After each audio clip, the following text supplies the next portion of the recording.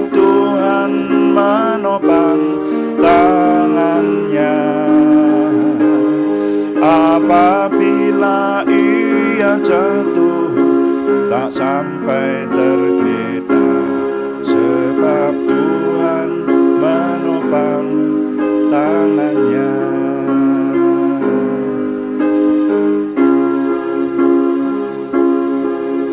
Tuhan menetapkan langkah-langkah saya, sebab hidupku berkenan kepadanya. Apabila aku jatuh, tak sampai tergeletak, sebab Tuhan menopang tanganku.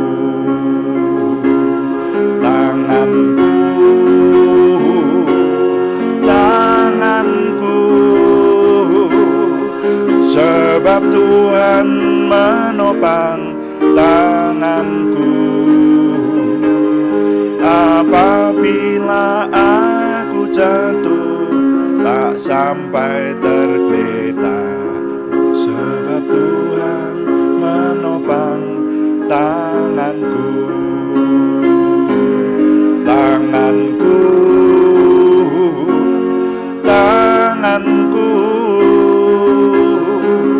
Sebab Tuhan menopang tanganku. Apabila aku jatuh, tak sampai tergeletak, sebab Tuhan menopang tanganku. Bapa, kami mengucap syukur untuk malam hari ini. Tuhan memberkati kami, dan kami ingin mempersembahkan doa malam hari ini. Kami menyerahkan untuk Tuhan berkati segala yang kami kerjakan dalam doa ini. Baik ketika kami memuji Tuhan, menyembah Tuhan, juga ketika kami merenungkan firman-Mu, maupun ketika kami melayani Tuhan dengan doa. Semuanya menjadikan nama Tuhan dimuliakan, dan ketika nama Tuhan dimuliakan, kami semua diberkati. Terima kasih Bapa di surga. Dalam nama Tuhan Yesus Kristus kami berdoa. Haleluya. Amin. Selamat malam Bapak Ibu Saudara sekalian yang sudah bersama dengan kita di sini dalam doa malam hari ini. Doa malam melalui online ini diadakan secara iman Kristiani dengan dasar keyakinan kepada Tuhan Yesus Kristus, Yeshua HaMasyiah, Isa alaihi salam, Juru Selamat dunia, Imam besar agung kami. Firman Tuhan yang didokumentasikan dalam kitab suci Perjanjian Lama dan Perjanjian Baru menjadi pegangan kami, menjadi pegangan kita sekalian.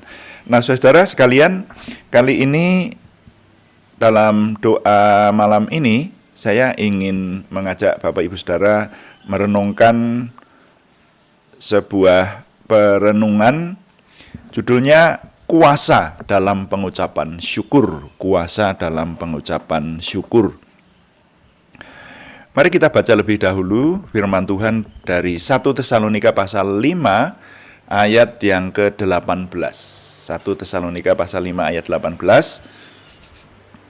Mengucap syukurlah dalam segala hal, sebab itulah yang dikehendaki Allah di dalam Kristus Yesus bagi kamu. Mengucap syukurlah dalam segala hal, sebab itulah yang dikehendaki Elohim di dalam Kristus Yesus bagi kamu.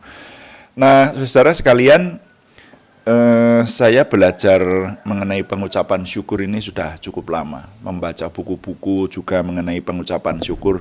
Jadi ternyata kalau kita merenungkan, yang namanya mengucap syukur itu sebetulnya kan sama dengan berterima kasih. Jadi kalau kita mendapatkan satu kemujuran, itu kita mengucapkan terima kasih. Katakanlah misalnya diberi sesuatu oleh orang, ya toh, entah itu orang tua kita atau siapapun, lalu kita wah terima kasih, apalagi kalau itu sesuatu yang berkenan kepada kita ya. Salah satunya misalnya, saya punya tas itu rusak dan saya pengen membeli tas yang baru. Tapi sebelum membeli tas yang baru, belum sampai membeli, ada orang yang memberi tas kepada saya. Wah, itu kan rasanya, wah, pas sekali ini. Terima kasih, waduh, terima kasih. Nah, itu loh, ya. Jadi terima kasih banget gitu. Saya pernah mendengar cerita, ya. Seorang sahabat pernah mengadakan dharma wisata ke sebuah pantai di Gunung Kidul, Pantai Baron. Nah, kemudian berenang. Lalu berenang itu ternyata teman kita ini kena pusaran. Jadi dia itu di sana itu ada sebuah pusaran, dan kalau pusaran air itu menyedot ke dalam begitu sudah pasti mati seperti itu. Nah, kawannya yang lain kemudian datang menolong, dan kawan ini hidup sampai sekarang. Nah, coba ini dia bilang, saya berhutang nyawa dengan sahabat yang satu ini. Betapa terima kasihnya. Jadi terima kasih itu semacam itu, ya. Pengucapan syukur itu semacam itu. Pengucapan syukur sama terima kasih itu samalah, ya. Sama-sama mengucapkan terima kasih, sama-sama mengucap syukur, bersyukur. Dalam hal ini kita sedang membicarakan pengucapan syukur kepada Tuhan. Mengucap syukurlah dalam segala hal, sebab itulah yang dikehendaki Allah di dalam Kristus Yesus bagi kamu. Nah, tapi kalau kita memperhatikan firman Tuhan ini, di sini dikatakan mengucap syukurlah dalam segala hal. Halo. Dalam segala hal. Artinya firman Tuhan ini menyatakan kepada kita supaya kita mengucap syukur bukan hanya pada waktu hal-hal yang baik, jadi juga pada waktu hal-hal yang dinilai kurang menguntungkan. Nah, terus bagaimana kita bisa mengucap syukur pada hal-hal yang kurang menguntungkan? Contohnya pada waktu sakit, pada waktu susah, pada waktu menjumpai hal-hal yang negatif, apa yang mampu mengucap syukur. Nah, tapi saya belajar dan membaca banyak referensi, banyak kesaksian. Dalam pengucapan syukur itu nanti ada kuasa Tuhan yang diberikan kepada kita. Itu. Logikanya begini, logikanya. Kita dinyatakan oleh firman Tuhan supaya mengucap syukur dalam segala hal. Kalau kita sedang enak, mengucap syukur itu biasa. Wow, puji Tuhan. Anak cucu sehat semua, gaji naik terus, badan juga sedang sehat, lalu apalagi ya everything is okay gitu. Menikmati, mengucap syukur. Tapi kalau sedang susah, contohnya sakit, apa yang mampu mengucap syukur? Saya hari ini saudara, ya sekali lagi saya ini sedang tidak di rumah sendiri. Saya di rumahnya adik saya, ada di Kulon Progo, Yogyakarta. Jadi saya harus membawa perangkat mini untuk live streaming ini.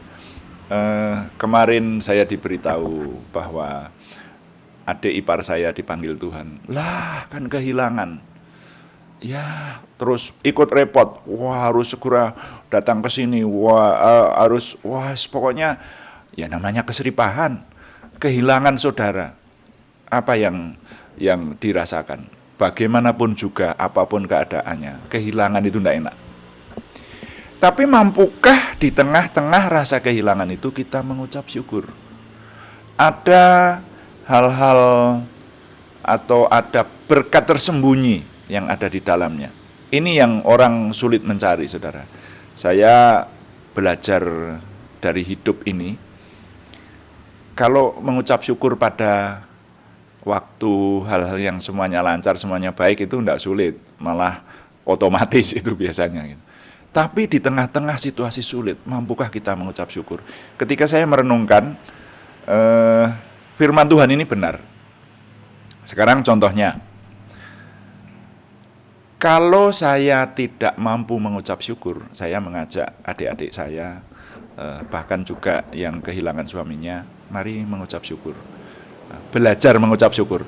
Biasanya kita kalau memberikan penghiburan kepada saudara jemaat yang kehilangan keluarganya itu, belajar mengucap syukur, ya. Karena ya kita ini bisa apa? Kalau misalnya justru mengembangkan rasa susah, rasa waduh lalu menangis meraung-raung, waduh hilang kehilangan, ya mungkin orang yang kehilangan anggota keluarganya itu wajarlah kalau menangis, ya. Tetapi firman Tuhan ini mengingatkan supaya kita tidak kebablasan. Ya, saya pernah seperti ini, saudara, ya. Nggak usah diceritakan lah. Saya juga pernah kehilangan anak kandung, ya. Dan pada waktu itu saya hampir lepas kontrol gitu. Wah, itu saya merasa, waduh, ini kalau saya teruskan lepas kontrol semacam ini bisa gila ini saya. Itu saya menyadari, saudara. Nah, itu pun saya belajar mengucap syukur. Ya, jadi kalau kita ini justru kebangetan dalam hal menerima hal-hal yang negatif atau yang menyedihkan, lalu bisa apa kita ini? Ada hal-hal yang di luar kekuasaan kita kan? Jadi seperti tadi kematian keluarga gitu. Jadi saya waktu itu menerimanya, walaupun itu pakai proses juga, saudara. Itu lah iya, semua orang akan mengalami kehilangan keluarga semacam ini. Dan ya kalau kita percaya bahwa Tuhan itu ada, kalau kita percaya bahwa Tuhan itu memelihara, apakah kalau kita kehilangan anggota keluarga terus Tuhan itu nggak memelihara? Bukan begitu kan? Tuhan tetap memelihara, tapi ya diizinkan bahwa ada waktunya orang itu mengalami hal-hal yang negatif, gitu loh. Nah, kalau pada waktu menghadapi hal-hal yang kurang menguntungkan atau yang tidak menyenangkan, yang membuat tidak nyaman, nah inilah firman Tuhan menyatakan kepada kita, mengucap syukurlah dalam segala hal. Mengucap syukurlah dalam segala hal, sebab itulah yang dikehendaki Tuhan dalam Yesus Kristus bagi kamu. Akhirnya kalau orang Jawa Tengah bilang mupus. Ya kita ini bisa apa? Bisa kita ya seperti ini. Nah itu kalau mupus. Tapi di sini diperintahkan jangan mupus atau jangan putus asa. Tetapi ya memang Tuhan mengizinkan hal seperti ini terjadi.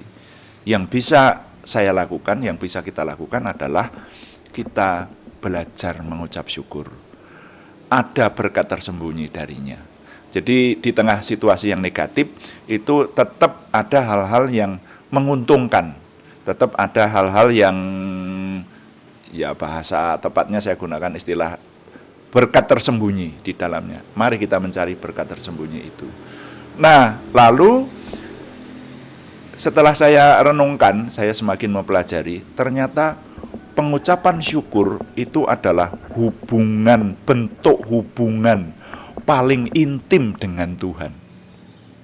Karena dalam pengucapan syukur ini, walaupun dalam waktu susah, dalam waktu hal-hal yang sangat kurang menguntungkan, itu kita tetap percaya bahwa Tuhan ada dan Tuhan memelihara kita, ya kan? Kalau orang yang tidak bisa mengucap syukur, seperti berkali-kali saya katakan, saya sempat mendatangi ya keluarga yang kami layani pada zaman itu, ya. Ini tidak di kota yang sekarang, di kota yang dahulu. Ada sebuah keluarga yang ditinggal mati istrinya karena melahirkan anak kedua. Jadi meninggal bersama dengan anaknya.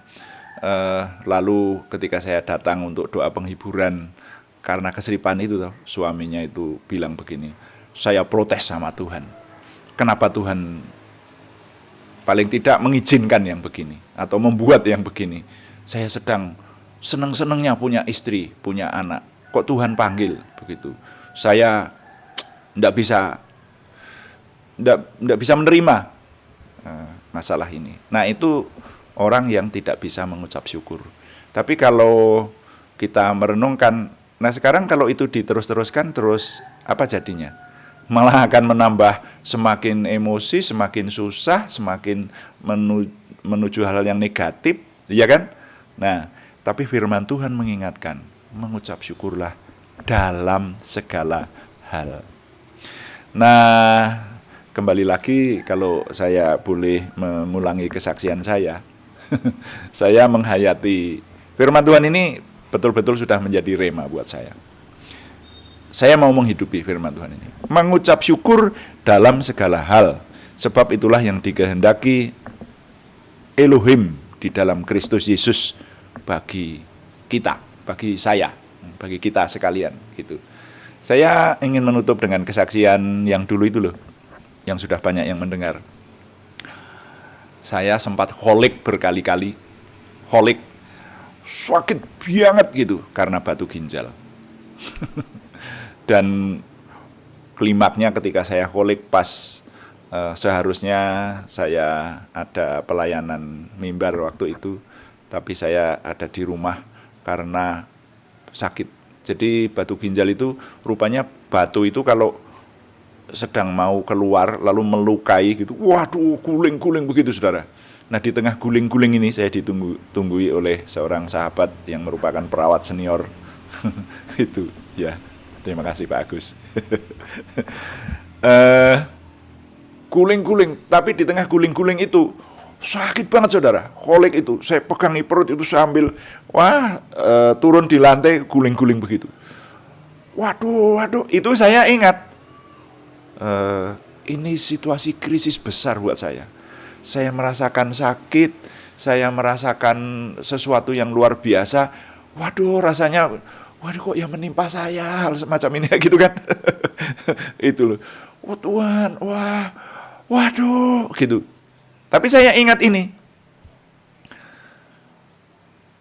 Seolah-olah saya berkata kepada diri saya sendiri, Pangat, engkau sedang sakit. Tapi bukan berarti Tuhan itu tidak ada. Ya, memangnya kalau engkau sakit terus Tuhan itu tidak ada. Tuhan tidak memelihara kamu, tetap memelihara.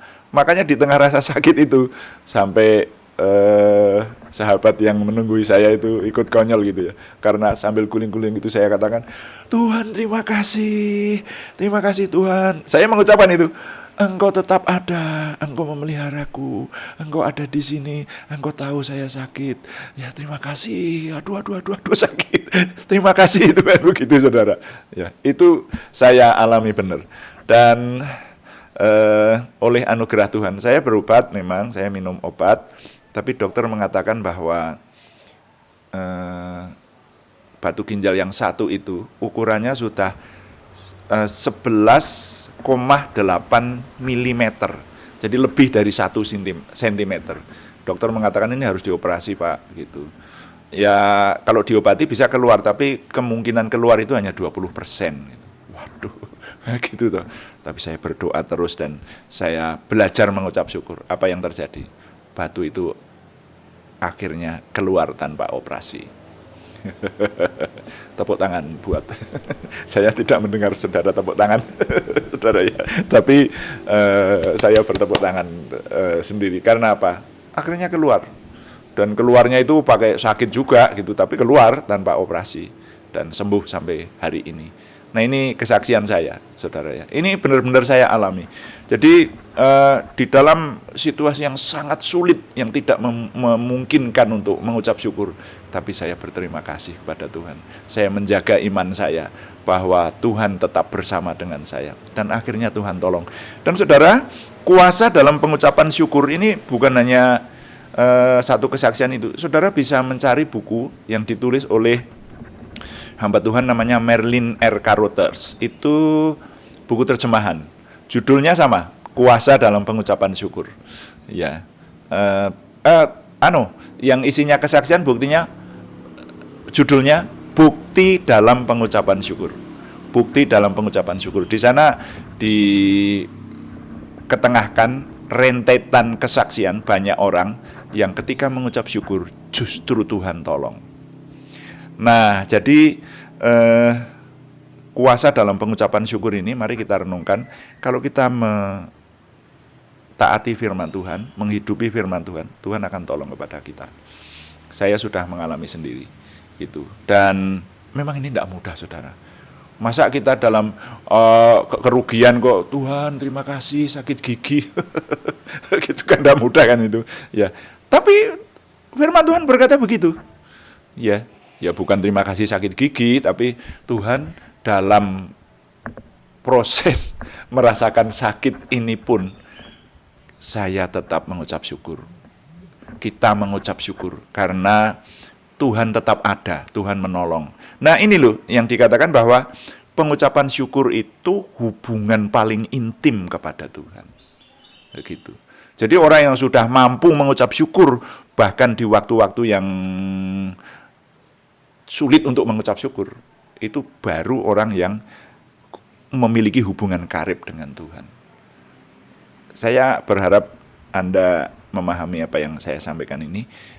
Saya berusaha menggunakan bahasa sederhana dan contoh-contoh yang sederhana, tetapi sebetulnya khotbah soal pengucapan syukur ini bisa berseri-seri, saudara.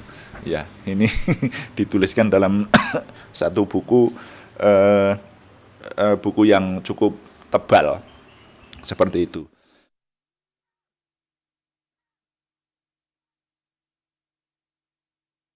Nah, hanya kesimpulannya adalah mari kita belajar mengucap syukur dalam segala hal.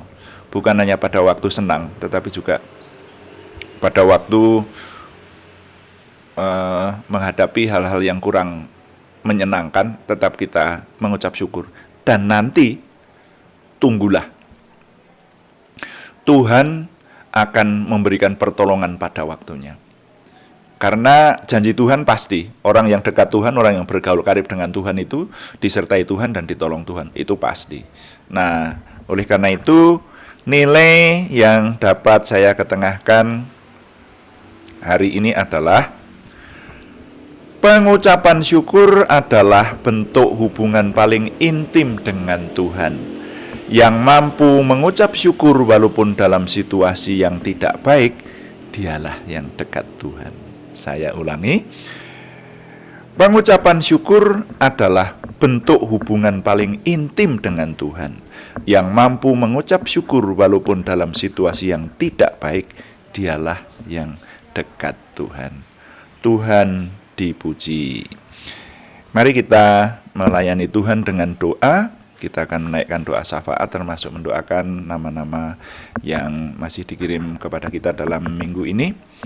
Kita memuji Tuhan.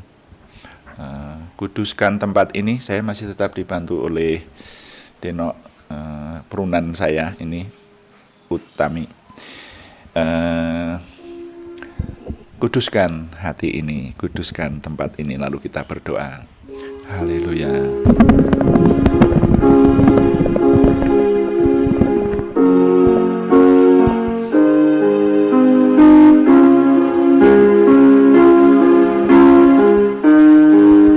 Kuduskan tempat ini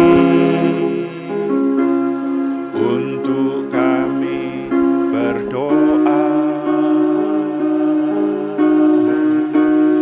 Kuduskan hati ini untuk kami menyembah. Biar segala perkara ku serahkan padamu, Yesus,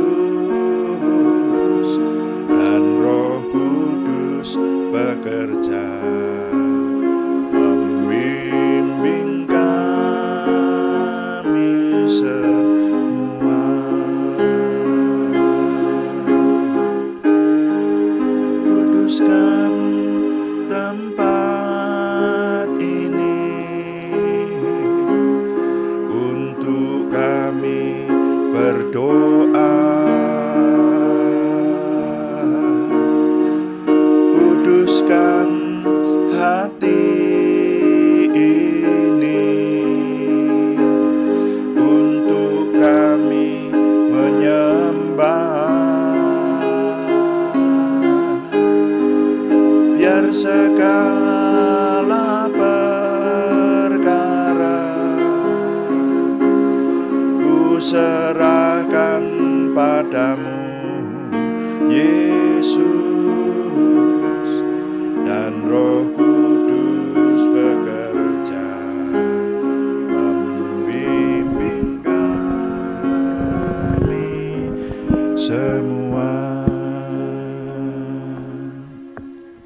Bapa, kami mengucap syukur untuk firman-Mu malam hari ini. Kami bersyukur Tuhan mengingatkan supaya kami mampu belajar mengucap syukur. Oh Tuhan, kemanusiaan kami seringkali berat untuk menghidupi firman Tuhan. Tapi kami berserah kepada pimpinan Tuhan oleh kuasa Roh Kudus yang dominan menolong kami, sehingga kami mampu mengucap syukur dalam segala hal.